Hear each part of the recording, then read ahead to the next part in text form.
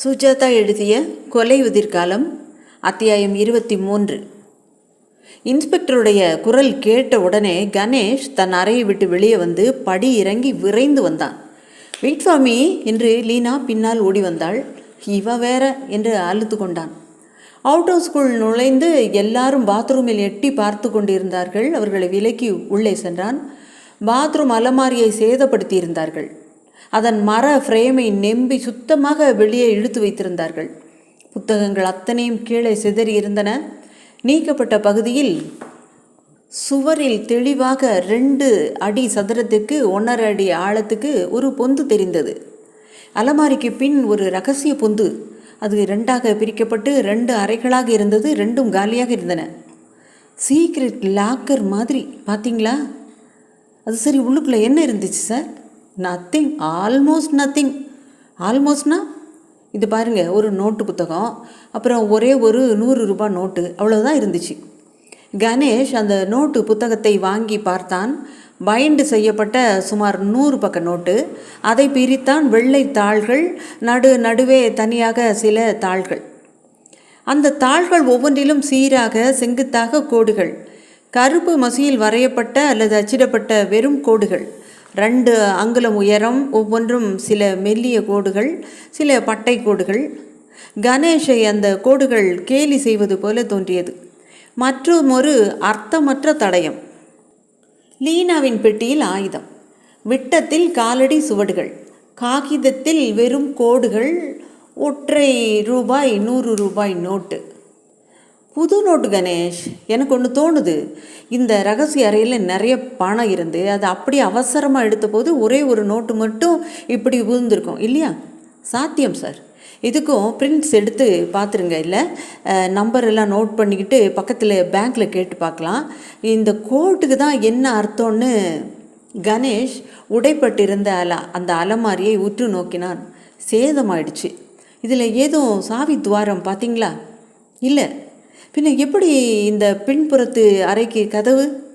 எனக்கு என்னவோ கதவுன்னு தனியாக இருந்திருக்க முடியாது. ஏறக்குறைய பர்மனண்ட்டாக அலமாரியை வச்சு சீல் பண்ணியிருக்கலான்னு தோணுது.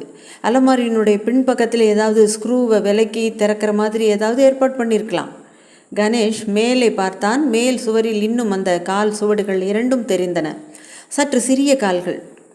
பெண்ணினுடையதோ? பகீர் என்றது. வெளியே வந்தான். லீனாவின் கால்களை பார்த்தான். என்ன அப்படி பார்க்குறீங்க கணேஷ் என்றார் எஸ்பி. ஒன்றுமில்லை சார், நாங்கள் 2 பேரும் ஸ்டேட்மெண்ட் இப்போவே கொடுக்கணுமா சார்? ஆமாம். ஏன் சார்? ரொம்ப டயர்டாக இருக்குது, ரொம்ப குழப்பமாக இருக்குது. சுத்தமாக காலையில் எழுதி கொடுத்துட்றேனே. சரி, நீங்கள் போங்க. எங்கே போவீங்க? எங்கே போகிறது? எங்கள் ரூமுக்கு போய் படுத்தா நிச்சயம் தூக்கம் வராது. அதோட அப்போ மறுபடியும் அது வரும்னு எதிர்பார்க்குறீங்களா? வரலாம் இல்லையா? பார்த்துடலாமா? இப்போ மணி என்ன? 11. இந்நேரத்துக்கு வந்திருக்கணுமே. தினம் தவறாமல் டான்னு ஒரே சமயத்தில் வர்றதுன்னா அது பிசாசு இல்லை சார். பின்ன என்ன அது? போய் மறுபடி காத்திருந்து பார்க்கலாமா அரச மரத்தடியில்? கணேஷ் தயங்கினான். மறுபடி அங்கே செல்வதில் என்ன பிரயோஜனம்? பயப்படாதீங்க, நிறைய போலீஸ்காரங்க இருக்கோம். இந்த அம்மாவை வேணா. நான் மாட்டேன், நான் தனியாக இருக்க மாட்டேன் என்றாள் லீனா. பின்ன வாங்க, அரச மரத்தடிக்கு போய் இன்னொரு தடவை போய் பார்த்துடலாம். கணேஷ் யோசித்தான். பார்க்கலாம். இப்போ ஒரே ஒரு வித்தியாசமான சூழ்நிலையில். முன்னெல்லாம் வியாசன் இருந்தார், இன்று அவர் இல்லை. வியாசன் தான் சூத்திரத்தார் என்றால் இன்று அது வராது. வியாசனுக்கும் அதுக்கும் என்ன சம்பந்தம் இருக்கிறது என்றால் அது இன்று வரக்கூடாது. அதே சமயம் இதை திட்டவட்டமாகவும் சொல்ல முடியாது. என்ன ஆகிறதுன்னு பார்த்துடலாம். இத்தனை பேர் இருக்காங்களே. அத்தனை பேர் இருந்தாலும் அரச மரத்துக்கு போவது என்ற பேச்சு எழுந்ததும் அவரவர் கலந்து கொள்ள விரும்புவது தெரிந்தது. எனக்கு ஆஸ்பத்திரிக்கு போய் சொல்லி டியூட்டி போட்டிருக்காங்க. கண்ணைய, நீங்கள் போயிட்டு வாங்கயா. அட, நான் போயிட்டேன்னா இந்த லிஸ்ட்டில் யார் எழுதுறது? முடிச்சே ஆகணும்னு எஸ்ஐ சொல்லியிருக்காரு. கணேஷ் சொன்னான். சார், ஒரு ஐடியா. என்ன? நாம் 3 பேர் மட்டும் அங்கே போகலாம். நான், நீங்கள், இன்ஸ்பெக்டரு. ஒரு டார்ச் எடுத்துக்கலாம். அங்கே ஒரு ஆளை போடுங்க. டார்ச் விளக்க அரச மரத்தடி மண்டபத்துலேருந்து 2 தடவை அணைச்சி ஏற்றுனா இங்கே மெயின் சுவிட்சை அணைச்சிட்டு சொல்லுங்கள். எதுக்கு? அந்த பிசாசு வர்றதே அது நிஜமாகவே பிசாசா அல்லது எலக்ட்ரிக்கல் சம்மந்தப்பட்ட சாதனமானு தெரிஞ்சுக்கலாம்ல. சரி, இது கூட நல்ல ஐடியாவாக தான் இருக்குது. மெயின் சுவிட்ச் எங்கேயா இருக்குது? அவுட் ஹவுஸில் சுற்றி வந்து தேடி பார்த்தார்கள். சுவிட்ச் போர்டு எதையும் காணவில்லை. பெரிய வீட்டில் இருக்குதோ என்னவோ. அப்போ ஒன்று செய்யலாம், மெயின் சுவிட்சை இப்போ தேட வேணாம், ஏதாவது ஒயர் கிடைக்குதா பாருங்கள், ப்ளக் பாயிண்ட் எதுலையாவது ஷார்ட் பண்ண சொல்லிடுங்க, மெயின் ஃப்யூஸு பிடுங்கிக்கும். சரிதான், திரும்ப ஃப்யூஸ் போடுறதுக்கு மறுபடியும் அந்த சுவிட்ச் போர்டை தேடணுமே. அதெல்லாம் காலையில் பார்த்துக்கலாம் சார், ராத்திரி யாருமே இங்கே தங்க போகிறது இல்லையே, உங்கள் வேலையும் ஏறக்குறைய முடிஞ்சிருச்சுல்ல, என்னையா என்று இன்ஸ்பெக்டரை பார்த்தார். ஆமாம் சார், ஏறக்குறைய முடிஞ்ச மாதிரி தான், காலையில் தான் இனிமேல் பார்க்கணும். தான் நல்ல வெளிச்சம் பூரா தெரியுதே, வண்டிகளோட ஹெட்லைட்டை நல்லா போட்டு வைங்க, இன்னும் பாதையில் நல்ல வெளிச்சம் தெரியும். லீனா, நீங்கள் இப்போ எங்கள் கூட வர வேண்டாம். ஐயோ, நான் சொல்கிறத பூரா கேளு, ராத்திரி நாம் இங்கே தங்க போகிறது இல்லையே, நீ போய் ஜீப்பில் உட்காந்துக்க, இவங்கெல்லாம் இங்கே தான் இருக்க போகிறாங்க என்ன. சரி என்று அழுத்து கொண்டாள். சீக்கிரம் வந்துடணும். என்னையா, ஒயர் கிடச்சிதா? கிடச்சிதுங்க, ஒரு துண்டு டேபிள் லைட்டுக்கு உண்டான ஒயர்லேருந்து வெட்டிக்கிட்டேன். நல்ல ஐடியா, வாங்க கணேஷ் பார்த்துடலாம். அது ஏதாவது எலக்ட்ரிக் வேலைன்னா சுத்தமாக இன்றைக்கி தெரிஞ்சு போயிடும், ஃப்யூஸ் போனால் நின்று போயிடும். மூவரும் மறுபடி அரச மரத்தை அணுகினார்கள். இது 4வது முறையாக மண்டபத்தில் போய் நின்றார்கள். போலீஸ் வண்டிகளின் அத்தனை ஹெட்லைட்டுகளும் போடப்பட்டு அவைகளின் வெளிச்ச சக்கைகள் அவர்களின் நிழல்கள் தூரத்து இருட்டுடன் இழைய வைத்திருந்தன. கணேஷ் டார்ச் விளக்கை வாங்கி கொண்டான். மேலே பார்த்தான். வா உருவமே, வந்து தொலை, இன்று உன் ஒரு திரையையாவது நான் கிழிக்கிறேன், வா வந்து சேரு. ஏதோ சத்தம் கேட்கல, ரயில் சத்தங்க.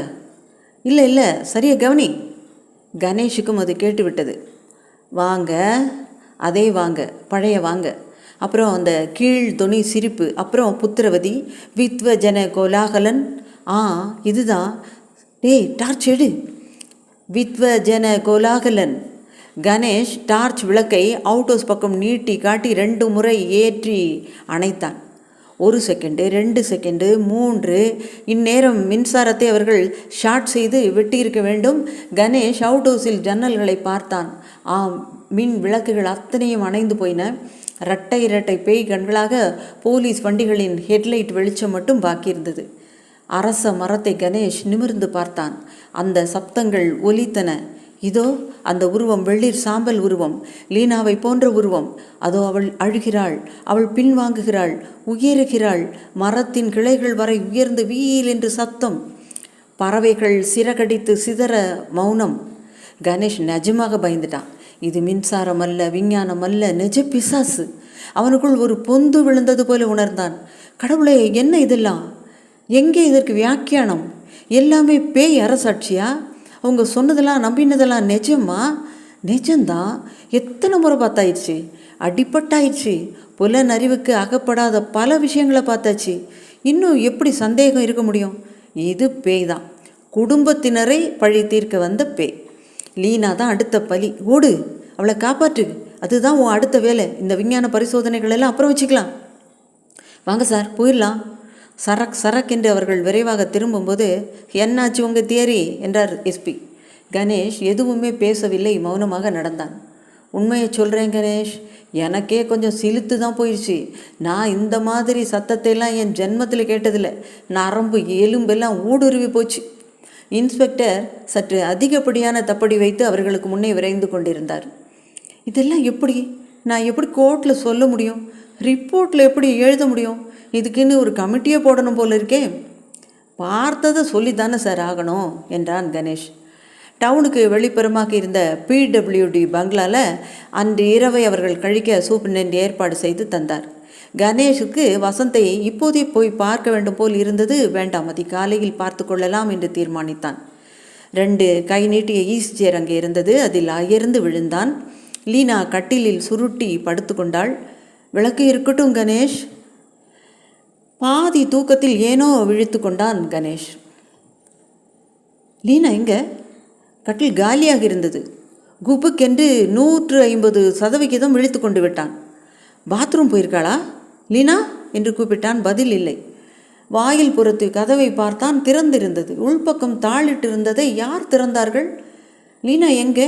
அவனுள் பயம், அச்சம், கவலை, துடிப்பு, தயக்கம் என்று விதவிதமான உணர்ச்சிகள் ஏற்பட்டு வாசல் பக்கம் வந்தான். நீண்ட வராந்தா காலியாக இருந்தது. பேச்சு சத்தம் கேட்டது.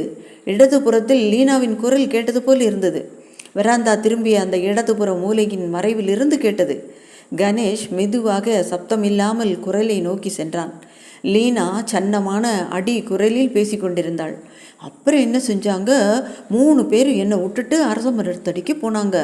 3 தடவையும் பிசாசு வர்றதை பார்க்கறதுக்கு தான். லீனா சிரிப்பது கேட்டது. அத்தியாயம் 24. யாருடன் பேசுகிறாள்? இல்லை தனக்குத்தானேயா? புரியாமல் கணேஷ் காரிடார் மூலையை நோக்கி பயணித்து நடந்தான். அப்புறம் அந்த ஆயுதம் எப்படி என் பெட்டியில் வந்ததுன்னு எனக்கு தெரியவே இல்லை வசந்த். பயந்தே போயிட்டேன். ஆடப்பாவி! வசந்த் நாற்காலியில் உட்கார்ந்து கொண்டு காலை ஆகாசத்தில் நீட்டி கொண்டிருந்தான். அருகே லீனா நின்று கொண்டிருந்தாள். ஏய் வசந்த், எங்கேங்கடா வந்த? திட்டுக்கிட்டு திரும்பினவன், என்ன வாசுது திடீர்னு பயங்காட்டுறீங்களே, ஏண்டா ஆஸ்பத்திரியை விட்டு வந்த? அங்கே இருப்பு கொள்ளலை பாஸ். நான் இல்லாத போது ஒரே மர்மமாக நடந்திருக்காப்ல. இது என்ன கோடாலி ரத்தம் அப்புறம் என்னத்தையோ இடித்தாங்களாம். ஆமாடா, ரொம்ப ரொம்ப குழப்பம். காலையில் சொல்கிறேன். காலையிலையா? இப்போ மணி எத்தனை? 5:30. கொக்கர கொக்கோ. கணேஷ் திடுக்கிட்டு வானத்தை பார்த்தான். சரி வாங்க உள்ளே போய் காப்பி சாப்பிடலாம். இந்த டிராவலர்ஸ் பங்களாவில் யாராவது இருக்கானா, இல்லை அவனும் பிசாசுக்கு பயந்து சொந்த ஊரை பார்க்க போயிட்டானா? கணேஷ் உள்ளே வந்த முகம் கழுவி பல் தேய்க்க வசந்த் விந்தி விந்தி நடந்து வந்து அருகில் உட்கார்ந்தான். டயர்டாக இருக்கீங்க? ராத்திரி தூக்கம் இல்லையா? மூட்டை பூச்சியா? கணேஷ் முகத்தை சட்டை நுனியால் துடைத்து கொண்டான். பசி என்றான்.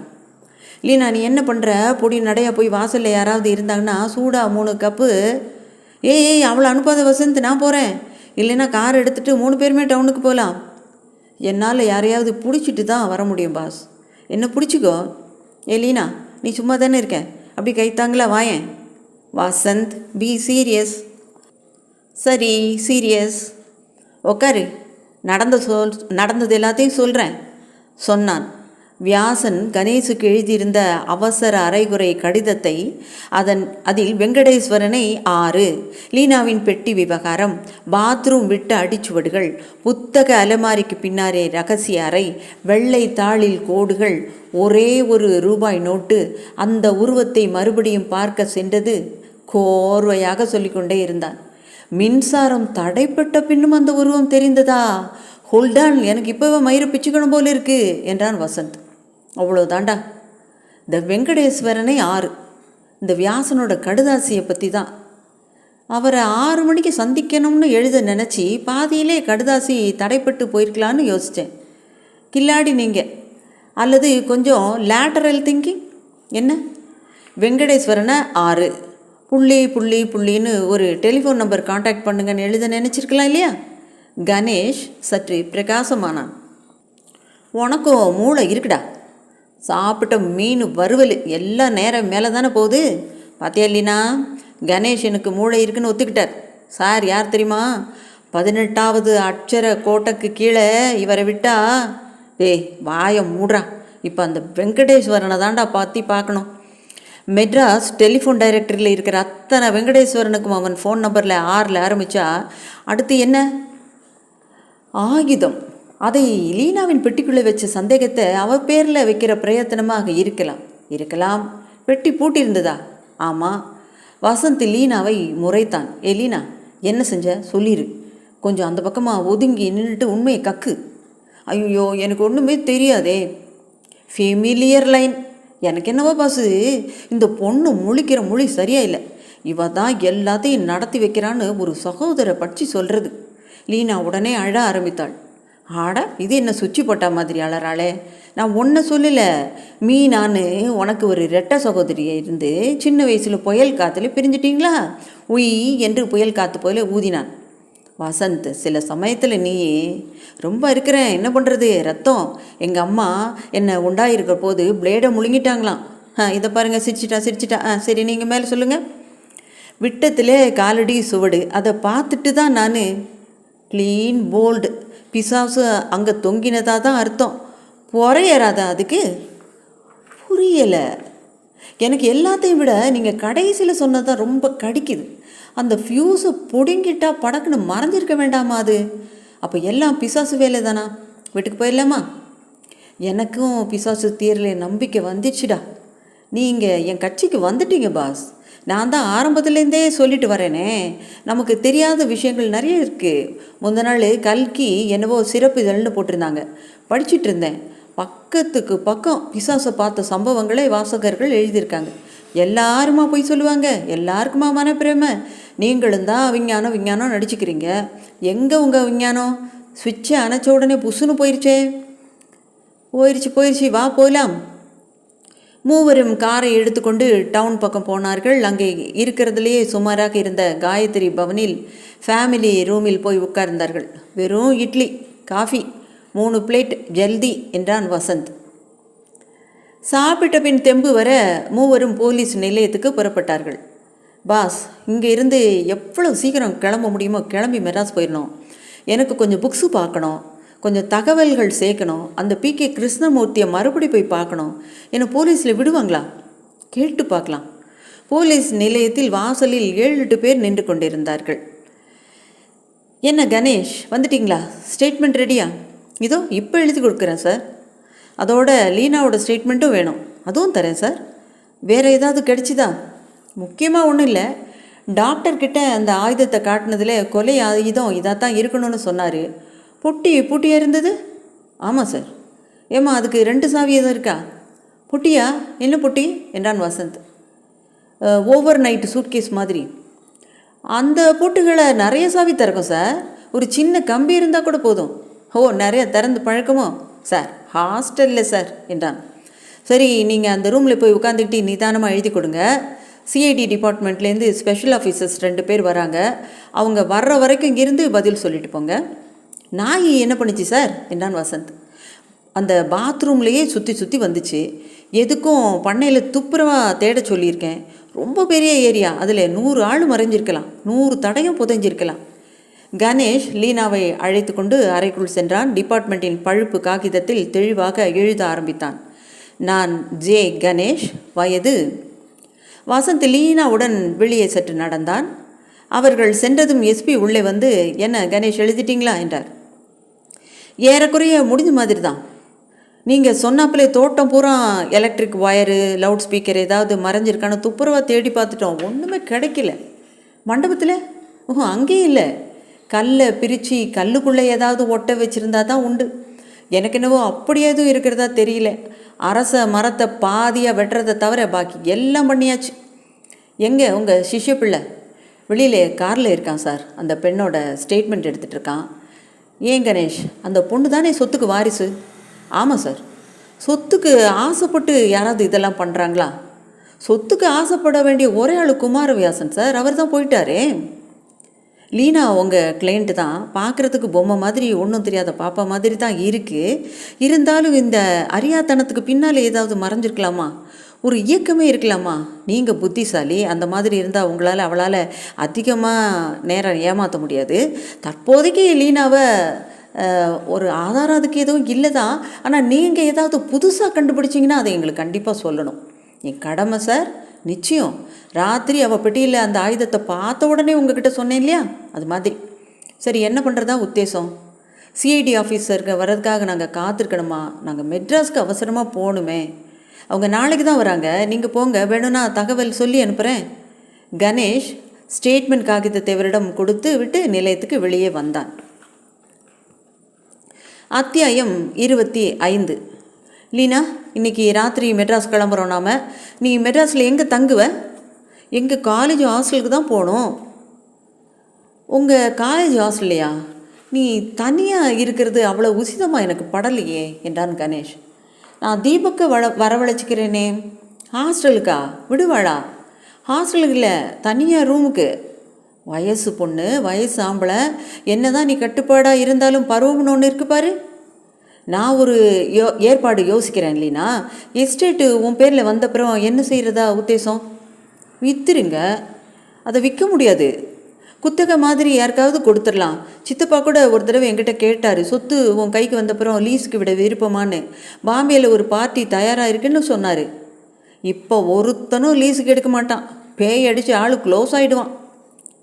நான் உங்கள் பேரில் அது என்னமோ சொல்லுவாங்களே, அதை எழுதி கொடுத்துடுறேனே. Power of அட்டானியா? ஆமாம், நீங்கள் எப்படியாவது டிஸ்போஸ் பண்ணிடுங்க. பார்க்கலாம். கணேஷ், கொஞ்சம் உள்ள வரீங்களா என்று இன்ஸ்பெக்டர் வந்து கூப்பிட வசந்த் லீனா இருவரையும் பார்த்து நீங்களும் வாங்க என்றார். உள்ளே புதிதாக வந்த சென்னை போலீஸ் அதிகாரிகள் சிந்தனையுடன் உட்கார்ந்திருந்தார்கள். ஒருவர் கணேஷை அடையாளம் கண்டு எப்படி இருக்கீங்க என்றார். சரியான குழப்பத்திலே என்று சிரித்தான். நீங்கள் எப்படி இங்கே வந்து மாட்டிக்கிட்டீங்க? போராத காலம்தான். இதுதான் உங்கள் கிளையண்ட்டா? அப்படி ஒன்றும் போராத காலமாக தெரியலையே. She's charming. புதுசாக ஏதாவது தடை அகப்பட்டுதா சண்முக சுந்தரம் என்றான் கணேஷ். ஒன்று முக்கியமாக படுது. அரச மர மண்டபத்துக்கு பக்கத்தில் சில காலடி சுவடுகள் ஈர நிலத்திலே அழகாக பதிஞ்சு காஞ்சி போயிருக்கு. ஃபாசில் முத்திரை மாதிரி. அதில் ஏதாவது விசேஷமா? ஜோடி ஜோடியாக காலடிகள். இடது கால் சுவடு நேராக இருக்குது, வலது ஒரு கோணத்தில் திரும்பியிருக்கு. எல்லாத்துலேயுமா? ஆமாம், இதுக்கு அர்த்தம் என்னன்னே தெரியல. உடனே வசந்த், அந்த காலடிகளுக்கு உரியவர் கொஞ்சம் ஜபேட்டுன்னு நினைக்கிறேன். ஜபேட்டுனா ஒரு காலை விட இன்னொரு கால் நீளமாக இருந்தால் இந்த மாதிரி அடிச்சுவடுகள் பதியும். கவனித்து பார்த்தா நல்ல கால் அடி கொஞ்சம் அழுத்தமாக பதிஞ்சிருக்குமே. சரிதான், பரவாயில்ல, உங்கள் ஜூனியர். கணேஷ், உங்களை பெரியவர் ஏதோ விசாரிக்கணுமாம் கூப்பிட்டார் என்றார் நாகலிங்கம். கணேஷ் எழுந்து மற்றொரு அறைக்கு சென்றான். வாங்க கணேஷ். ஆர்டர் ராஜேந்திரன் சார், நீங்கள் எப்படி? ராஜேந்திரன் சென்ற முறை பார்த்ததற்கு இழைத்திருந்தார். ஒரு வேளை சமீபத்தில் சம்மர் கிராப் அடித்ததினாலே எப்படி தோற்றம் இருக்கலாம். மீசையை சுருக்கியிருந்தார். தலையில் நரை முடிகள் தெரியவே ஆரம்பித்து விட்டன. இருந்தும் அந்த புன்னகையில் வசீகரம் மாறவில்லை. என்ன சிஐடியில் இருக்கேன், எல்லாரும் சேர்ந்து பிசாசு விடுறீங்க, நீங்கள் கூட பார்த்தீங்களாமே? ஆமாம் சார், எனக்கும் புரியலை. நான் பார்த்த உருவத்தை என்னால் துல்லியமாக வர்ணிக்க முடியும், ஆனால் அது என்னங்கிறத தான் அனுமானிக்க முடியல. நம்ம கண்ணில் இருக்க ரெட்டினால் எப்படி ஒரு உருவம் ஏற்படுறது? அதுக்கு பௌதிக விதிகள் இருக்குது. ஒரு காட்சி அமைக்கிறதுக்கு ஒளி வேணும், ப்ரொஜெக்ட் பண்ண சாதனங்கள் வேணும், ஷட்டர் லென்ஸ், இப்படி நமக்கு தெரிஞ்ச விஞ்ஞான சமாச்சாரங்கள் ஏதாவது வேணும். இந்த மாதிரி சாதனங்களே இல்லாதபடி வெட்ட வெளியில் தெரிகிற உருவத்தை என்னன்னு சொல்லுவீங்க? அப்போ சாதனங்கள்லாம் இல்லைங்கிறது ஊர்ஜிதமாயிடுச்சா? உங்களோட ஆளுங்க துப்புரவாக தேடிட்டாங்க சார். புரட்டி எடுத்துட்டோம் சார் என்றார் நாகலிங்கம். தின வாழ்க்கையோட லாஜிக்கு ஒத்து வராது. பல விஷயங்கள் நடந்து போச்சு. கோர்ட்டில் போய் பிசாசை நிறுத்த முடியுமா சொல்லுங்க என்று ராஜேந்திரன் கேட்டார். உங்கள் சங்கடம் எனக்கு புரியுது. ராத்திரி நாங்கள் திரும்ப மெட்ராஸ்க்கு போகிறோம். நீங்கள் எப்போ வேணும்னாலும் எங்களை திருப்பி கூப்பிடலாம், விசாரிக்கலாம். நானும் கேஸை விட போகிறதில்ல. அப்போ உங்கள் உதவியும் தேவையாக இருக்கும் எனக்கு. தாராளமாக. புதுசாக ஏதாவது தெரிஞ்சதுன்னா சொல்லுங்கள். ராஜேந்திரன், நீங்கள் அந்த பிசாசை பார்க்க வேண்டாமா? ராத்திரி போனீங்கன்னா தெரியும். நான் இப்போ போகிறதா இல்லை. இது வரைக்கும் பார்த்தவங்க குழம்புனது போதும். இப்போதைக்கு நான் கேஸை தரையில் தான் விசாரிக்க போகிறேன். தீர்வு கிடைக்கலன்னா ஆகாசத்துக்கு போகிறேன். ஏறக்குறைய 13 தினங்களுக்கு அப்புறம் மறுபடி சென்னைக்கு வருவதில் உற்சாகம் இருந்தது. தனியாக வீட்டிலும் இருட்டிலும் வினோத மூலைகளிலும் சப்தங்களிலும் சம்பவங்களிலும் எந்த நிமிஷமும் எதுவும் நிகழக்கூடிய அந்த பய வாரத்திலிருந்து விடுபட்டு சென்னையின் சதா சந்தடியை நெருங்கிய போது ஆறுதலாக இருந்தது. வசந்த் கார் ஓட்ட, கணேஷ் அருகில் அமர்ந்திருக்க, லீனா பின் சீட்டில் தூக்கத்தில் சாய்ந்திருந்தாள். இவளை என்னடா பண்ணலாம்? ஆஃபீஸ்லேயே வச்சுக்கலாமா? கை தாங்களா? ஒத்தாசியா? வளராதேடா. தீபக்குக்கு ஃபோன் பண்ணிடலாம். அவன் தானே நம்ம முதல்ல அனுப்பிச்சதே, அவன் ஏற்பாடு பண்ணட்டுமே. இன்றைக்கி ராத்திரி நம்ம ரூமில் படுத்துக்கிட்டும் பாஸ். நாளைக்கு காலையில் அதை யோசிக்கலாம். ஓகே. ரூமுக்கு போய் சேர்ந்ததும் உடனே வெங்கடேஸ்வரன் அதை முதல்ல பாரு. ஓகே. அப்புறம் நாளைக்கு அந்த கிருஷ்ணமூர்த்தியை கூட போய் ஒரு நட பார்த்துட்டு வந்துடுறேன் பாஸ். கணேஷ் சோஃபாவை சுத்தம் செய்து தட்டி கொட்டி இதிலே படுத்துக்க என்றான்.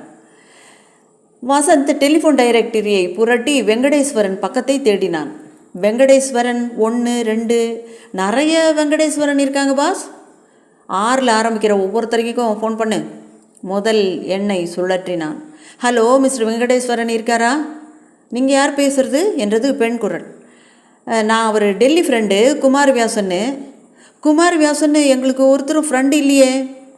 உங்களுக்கு தெரியாமல் அவருக்கு இருந்திருக்கலாம். எனக்கு தெரியாமல் அவர் ஒரு காரியம் பண்ண மாட்டார் என்றால் அந்த அம்மா அழுத்தமாக. பாத்ரூம் கூட போக மாட்டாரா? யூ ஆர் லக்கி என்று ஃபோனை வைத்தான்.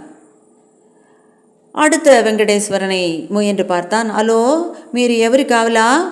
ஒருத்தரும் காவல் இல்லை. வெங்கடேஸ்வரன் போடுங்க. இது ஜோதி பிக்சோஸு, ராங் நம்பரு. ராங் நம்பர்னா ஏயா ஃபோனை எடுத்த என்று எரிந்து விழுந்துவிட்டு டெலிஃபோனை வைத்தான். வசந்த் முயன்ற 8வது வெங்கடேஸ்வரன், குமாரவியாசனா, மிராஸ் வந்திருக்காரா என்றார். வசந்த் விசில் அடித்து, சார் உங்களை தான் தேடிட்டுருக்கோம், உங்களை உடனே சந்திச்சாகணுமே என்றான். நீங்கள் யார்? என் பேர் வசந்த், எப்போ சந்திக்கலாம்? வியாசன் சொன்னாரா? ஆமாம், டைரக்டரியில் இருக்கிற அட்ரஸில் வந்து உங்களை சந்திக்கலாமா? வியாசன் சொன்னாரா? வியாசன் சொல்லலையா? சொல்லலை, சொல்கிறதுக்கு முன்னாடி போயிட்டாரு. யுசி, குமாரவியாசன் இறைவன் திருவடி நிழல் எழுதி விட்டார். என்னது? போயிட்டார் சார். He was மர்டரட். அப்படியா? நீங்கள் உடனே வர முடியுமா வீட்டுக்கு? இதை விட எனக்கு வேறு என்ன வேலை? இல்லை, நான் வரேன் உங்கள் வீட்டுக்கு. இது வீடு இல்லை, ஆஃபீஸ். அட்ரஸ் சொல்லுங்கள், 15 நிமிஷத்தில் வரேன். ஹைகோர்ட் பக்கம் வாங்க, தம்புச்செட்டி ஸ்ட்ரீட்டில் நுழைஞ்சு 2வது சந்து 5வது பில்டிங் வாசலில் ஒரு ஃபியட் நிற்கும், போர்டு போட்டிருக்கோம். உடனே வரேன். டெலிஃபோனை வைத்து விட்டு, அடுத்தது என்ன பாஸ் என்றான். கணேஷ் சோஃபாவில் புதிதாக பிறந்த பூனைக்குட்டி மாதிரி தூங்கி கொண்டிருந்த லீனாவை பார்த்தான். இவளால் தான் எல்லாம் பாஸ் என்றான் வசந்த். கணேஷ் அவளை தன் கோட் ஒன்றை உதறி போத்தினான். நாளைக்கு இவளை பாலகோபால் கிட்ட அழைச்சிட்டு போகணும், மறந்துடாத. அந்த உருவம் சொன்ன புத்திரவதி எக்ஸ்ட்ரா வார்த்தைகளை நான் எங்கேயோ ஏதோ சந்தர்ப்பத்தில் சொல்லியிருக்கேன்னு, போன ஜென்மத்தில் போல இருக்குன்னு ஒரு தடவை இவன் என்கிட்ட சொன்னான். ஆமாம், அதுக்கு பாலகோபால் என்ன பண்ண முடியும்? அது போன ஜென்மத்திலையா, சின்ன வயசுலையா, அல்லது இவளை இப்போ ஹிப்னாட்டிஸை தூக்கத்தில் வச்சு ஏதாவது செஞ்சாங்களா? அவர் கண்டுபிடிச்சிருவார். லீனா சம்மதிக்கணுமே, கேட்டு பார்க்கலாம். நீங்கள் இவளை விஞ்ஞான வியாக்கியானத்தை போட்டு குழப்பிட்டு இருக்கீங்க, அது அப்போவே செத்து போச்சு. வசந்த், ஒரு ஒப்பந்தம் பண்ணிக்கலாமா? என்ன? நம்ம 2 பேரும் எதிரெதிர் கட்சி எடுத்துக்கலாம். நான் விஞ்ஞானம், நீ பைசாசம். நடந்த ஒவ்வொரு நிகழ்ச்சியும் முதல்ல பட்டியலிடலாம். ஒவ்வொன்றுக்கும் உண்டான விஞ்ஞான சாத்தியத்தை நான் ஆராயிறேன். நீ என்ன பண்ணுற? அதே நிகழ்ச்சிக்கு பிசாசு, பழிவாங்கல், பழைய ஃபேமிலி ஹிஸ்டரி, அந்த கோணத்தில் என்ன விளக்கம்னு ஆராய்ச்சி பண்ணு. கடைசியில் லேட்டஸ் கம்பேர் நோட்ஸ். சரி பாஸ், என் வேலை ரொம்ப சுலபந்தான், ஆனால் அதே சமயம் கோர்வையாக இருக்கணும். எனக்கு தேவையான ஆராய்ச்சியில் நீ உதவி செய்யணும். புஸ்தகங்கள் பார்க்குறது, கொஞ்சம் பேரை சந்திக்கிறது. வாசல் புறத்தில் ஒரு கார் வந்து நிற்கும் சத்தம் கேட்டது. வாசல் கதவு சாத்தப்படும் சத்தம் கேட்டது. வெங்கடேஸ்வரன் வந்துவிட்டார் என்று வசந்த் வாயில்புறம் நோக்கி சென்றான். வாங்க சார், உங்களுக்காகத்தான் காத்துட்ருக்கோம். வெங்கடேஸ்வரன் உள்ளே வந்தார். விந்தி விந்தி நடந்து வந்து நாற்காலியில் உட்கார்ந்தார். கணேஷ் விஞ்ஞானத்தை நிரூபிக்கப் போகிறாரா, வசந்த் பைசாசத்தை நிரூபிக்கப் போகிறாரா? பார்க்கலாம். ராஜி ஸ்டோரிஸிலிருந்து உங்கள் நான். நன்றி.